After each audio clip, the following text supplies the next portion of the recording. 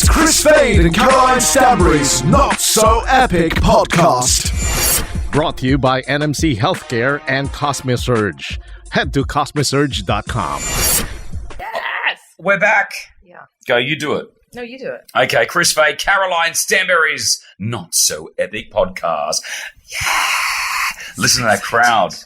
There's no crowd here, Chris. Now, listen, we've had thousands of views over the last couple of weeks, which is fantastic. So thank you to everyone that's subscribed and supported and listening to our Not So Epic podcast. It's pretty And the cool. comments are so nice. Comments are nice, huh? Really nice. You've been reading them? I have, actually. I read them all. Do you open up any account? You created your own accounts to comment on our own accounts. Well, you know I am. I'm like 50% of the views, but, you know, it's okay. No, seriously, thank you so much. Big shout out to NMC and Cosmisurge. If you're ever in the UAE, Dubai, check them out. They are fantastic. It's my home away from home. You were there. You were actually there, like, I think every second day. I kind of am. You got it's 43, Chris. This does not happen overnight. look fantastic for 43. Flip those numbers around, I tell you. 34. Yeah.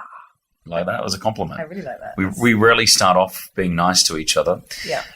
We are talking a couple of things I've been told today, and these are coming from messages that we receive on our Instagram and on what's that other thing called? YouTube. By the way, please do write in, text, tell us what you want us to talk about, because it's really, we are always looking for subjects and we want to find out what you want to know. 100%. So just hit us up on Instagram. It's Chris and Caroline. Send us an inbox. We look after the account ourselves as most of the time. Some people sometimes that look after it, but it's mainly us. All right. We check everything. We check everything. And on YouTube, put your comments. We want to get some of your questions come through. Now, we've already got one that came in and they wanted to know, I think her name was Susan from Memories. Yeah.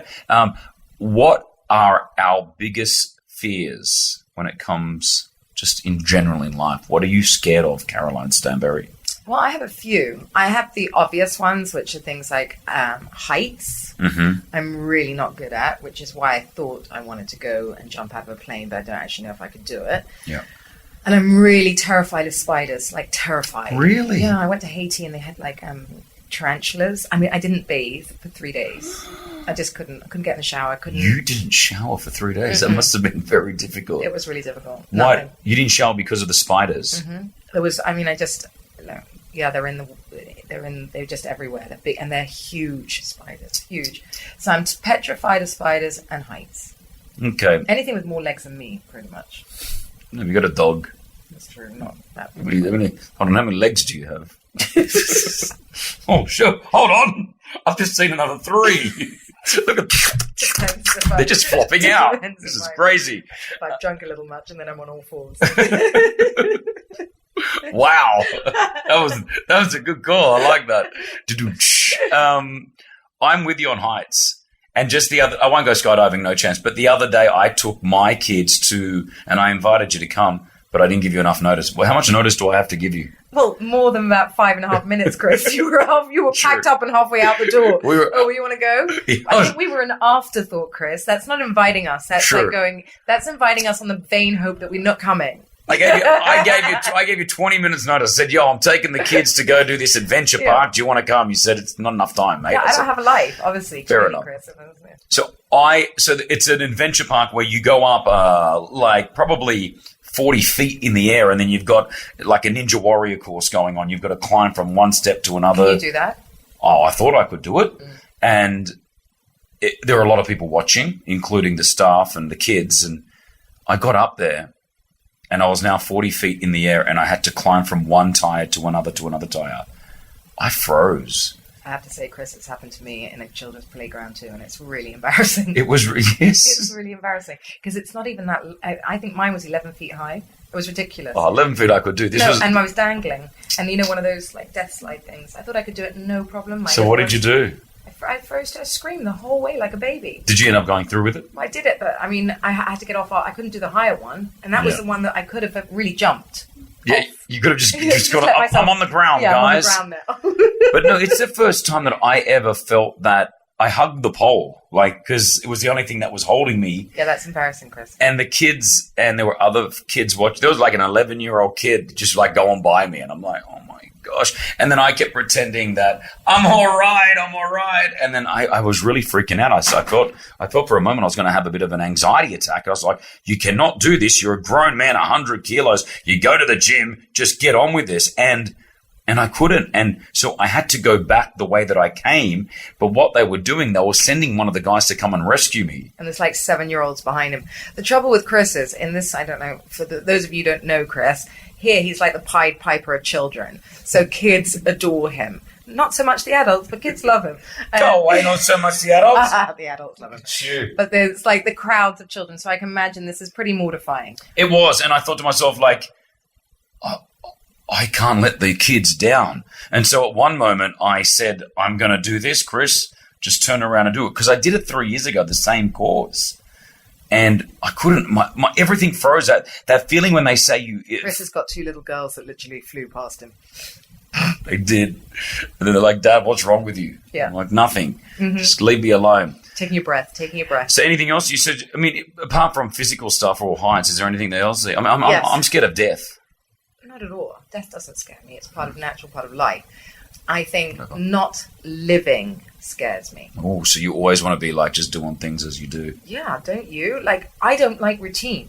Routine scares the living We're so out of different me. because I love routine.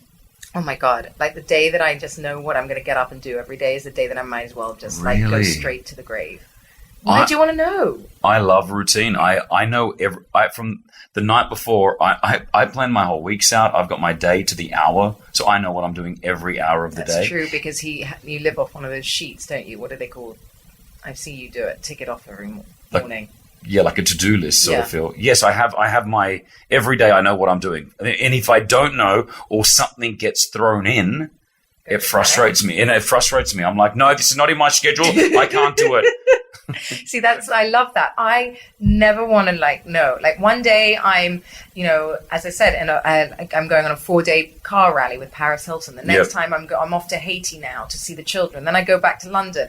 Then I fly to Oman with NMC to open hospitals. Then I come back here and I see my kids do stuff. Every single day is different for me and I love it. I love it. I don't know what's going to come next. I'm actually off to America now to do a women's empowerment talk. And I think it's really, really exciting. Life is exciting, baby. But you're younger than me, Chris. I think I have this complex that I need to get everything in now. 39, you're 43. It's not like we've got a huge age Yeah, difference. but I'm worried that when I get to 50, 55, that I won't be able to do this stuff. I know. 50 sounds so old. But I'm getting there, Chris. You're 43? I know, but I'm 7 coming years. there. When it's 46, when you're We'll talk about 46, we can start going, you're going to turn 50. I remember my parents going to 40th birthday parties. That's what scares me. And I thought my parents were really old. Yeah, and I think I'm pretty cool. Yeah, I think so. Yeah. I think I'm pretty cool as a dad. No, you're not. What do you mean? These pants that I'm wearing that Your are just dad below my pants. nipples are too high? It's dad pants. What do you mean? Yeah, Chris. No, I mean, I think people live longer, but I mean, people used to die obviously at 50. So 50 seems, oh my God, I went to a hospital the other day and I was basically, my age is referred to as, no joke. No, this is not a joke. She looked at me deadly seriously in the face and called me geriatric. 43 is a geriatric. Geriatric. If I wanted to have a baby, I'm geriatric. It would be known as a geriatric pregnancy. Actually, I thought we should lobby something in the medical profession because I was really upset by that. Hold on. I'm just going to ask my phone, what is a geriatric? Like the definition. Define geriatric. I can't even say it. But I'm definitely... My phone doesn't know. It doesn't understand me. Oh, here we go. This is the definition of geriatric. Relating to old people, especially with regard to their health care. There you go. Geriatric. Well, fair enough. That was pretty much right. Yeah. But they're saying that you're an old person. Beyond old. Like, I'm literally geriatric. It's like... Yeah, that's the problem wrong. It's totally wrong. We need to lobby this. Actually, I came back and I said, how can I be... I mean, it's insulting enough to be in hospital and, sad enough or whatever you're going through and then to be called geriatric as well. Yeah, that's not good. And like, do you know why I'm here? You didn't have to tell me that I was old. Well, that's not... funny. When you fill out the forms, because I knew when I was getting older, when I went from the 25 to 35-year-old tick box, because then it went from 35 to like 40-something. I'm now in that 35 to 40. What are you on? Are you at 40 above? Are you just 40 above. plus? And I'm also like 40 above, and it's like I think I could get one of those. What are they called? The old people's bus passes. No, now? you cannot get a pension card. I know. Is that what you're trying to get? You cannot get a pension card. Not a pension card, but don't you get a discount? Senior citizen. Yeah. Clarge, name's Caroline Stanbury. You may have remembered me from a show called Ladies of London. Remember me? I'm up there for it. So I don't know. I think I've gone into this complete panic of I mean, when is too old, by the way, to dance on tables? That's my thing. I believe that there is a time when you've got to stop dancing on tables. I will be the first to tell you, Caroline Stanbury, and I know I've only known you for, just under a year, but I will say to you, Caroline, get off the table. Okay? I'll be the first to say it. All right, here's something that we're going to do right now. You've got to give me the options of which one you would choose. This was going viral on Instagram the other day. What would you choose, Caroline Stanbury? Would you choose $1 million cash instantly? Mm-hmm. Would you choose the 50% chance of winning $200 million? Mm-hmm. You have a 50% chance of winning $200 million. Or you get to hang out with the richest person in the world for 3 years. And the final one, you have lifetime free traveling expenses. You can travel anywhere you want to go, hotels, accommodation for free for the rest of your life. They're your 4 options. $1 million cash. I already know. Can I pick? Can I see if I think I know you? Yeah. Free travel. No. We know each other so well. That's why this works. Yeah. Richest person. No, I do that all the time anyway. $1 million cash. Yes. You just want $1 million. Yeah, cash is king, Chris. Not like what if. And what if I had the cash and I invested it well or whatever, I could travel where I want anyway. That's Jem talking. Your husband. He's an investment person. Cash is king. What would you have gone for? Definitely not that. You'd have taken like the 50% chance to get 200 million. You know what? Like I was thinking 50% chance of 200 million. Yeah. But I know in me I'd do it and then I just walk away going, oh. or the richest person because in the vein who might really like me and take me everywhere with them. I honestly. It depends on who the richest person in the world is. Obviously, they're going to be somewhat educated. Mm-hmm. I believe if you were to hang out for 3 years, listen, the first year he may find you annoying. The second is all right. Third year, you're friends. Now you're in. You know what I mean? Like 3 years of this. He's leaving you everything at his will. Look at me. Yeah. Look at this. Look at this. Look at this man. You telling me 3 years with me? Chris is very easily led, people. It's whoever's in front of him at the time. It's true. He's like, he always calls me up and he goes, "What are you investing in?" I'm in. Yeah. I'm like, I haven't even told him yet. He's like, I'll do anything. If someone tells me, put your money, all right, he looks good. What car's he drive? Oh, he's got a nice car. He's doing well. Give him 10,000. That's true. That's a I'm bad like, thing. do you know anything about it, Chris? No, nothing. I'm like, well, you know that the first rule of investing, Chris, is don't invest in anything you don't understand. I've invested in things where I don't even know the guy's name, the surname of the guy that I've given the money to, which is not a good thing. It's really not. And after this, please do not contact Chris for investment. We're going to be inundated. Chris, I was just listening to the podcast and I heard that the startup. Okay, so just FYI, you're doing $1 million cash instantly. Mm-hmm. I will go with hang out with richest person on earth for 3 years. I believe that. It's a lot of work, Chris. A lot of work. I'm happy to put in 3 years of work to get knowledge, connections. You meet a lot of people. I meet a lot more people than you do. I know, but you got your looks. Well, that's true. I always think if I was a man, if I was a woman, if I was a man, if I was an attractive coming out on this show. If I was an attractive woman, would I use that to my advantage? And I ponder this question all the time. Are you saying I use it to my advantage? 100. All attractive women use themselves. How, Chris? How do I use it? Look at you. What do you mean, Chris? What do you mean? I don't understand, Chris, how I got here. If you follow Caroline Stanbury, all of a sudden you'll realize she's at selfies in the bathroom. What are you wearing? What are those things you wear to the gym? Looks like a Those would be gym outfits, Chris. What do you mean? It's made out of. It's thinner than a hair. My hair. What is that made out of? It's beautiful. Gym material, Chris. Gym. It's like athletic clothes. What would you like me to be in, Chris? Does it really upset you, my level of attire? He does. He sort of sends me messages afterwards being put some clothes on. Tracksuit. Tracksuit? Put a tracksuit on. Tracksuit. Your girlfriend goes in these leotards too. Yeah. But if she's training legs, I don't let her. Really? Yep. Oh my God. Because I'm a guy. And when I'm at the gym, I'm telling you, every guy at the gym, when a girl rocks in wearing and that Lululemon stuff as well. Like That's the best. that stuff's good. Yeah. Like it made me look like I had a good bottom So half. basically, poor Brianna has to walk around in like loose-fitting tracksuits. No, because- just on leg day. just on leg day. Yeah, because that's when you're doing all the squats and everything. And like the guy, I'm telling you, guys, like the motivation for a guy at a gym, like if he's on a treadmill and he's like running and he's got like 20 minutes on, he's like, I'm going to die. I've got to get off this. I've got to get off this. If a hot girl is now in the vicinity of where he's training, easily another 10 minutes on that treadmill and he's good to but go. I mean, it's an actual fact that if men have a hot trainer, they work harder. I have a very hot trainer, and I definitely like if I'm like dying and dripping in sweat, I will still go the extra mile for him. I'm fine, absolutely fine. I don't want a hot trainer because I don't want that hot trainer looking at me like in weird positions. Like that's What how. weird positions are you going to be in, Chris? What do you mean? Like you're crouching down, you're on four legs, lift your leg up this way, do that, do some bear crawl. I don't want a hot girl looking at me like that. Oh, irresistible you are, Chris. Irresistible. I'm sure she won't be able to cope. Anyway, point of this is That you want me to put more clothes on when I train. yes, please. And women use their looks to get things. Tell me you've never done that.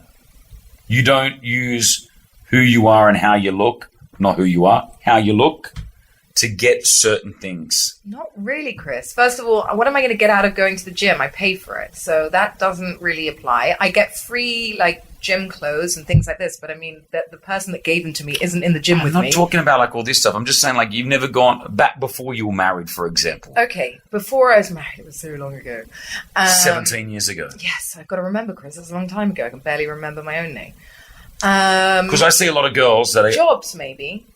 Jobs. What do you mean? You know, like going in to get a job, I guess, you know, you'd get dressed up and sort of drop a pencil and see if you can pick it up without bending your legs in the middle of an interview. See? That's exactly what I'm talking about. That's 100%. 17 years ago. No one wants me to do that now. Yeah.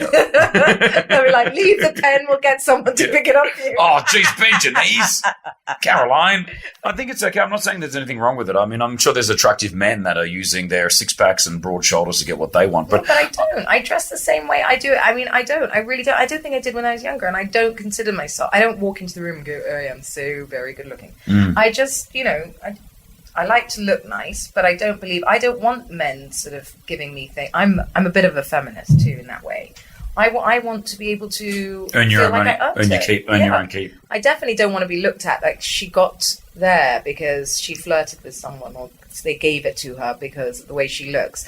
Look at what what I've achieved even being in this country, coming here and not knowing anybody. I don't think that everything I've achieved and built in the last 2 years is down to the way I look. I'm joking. It's not.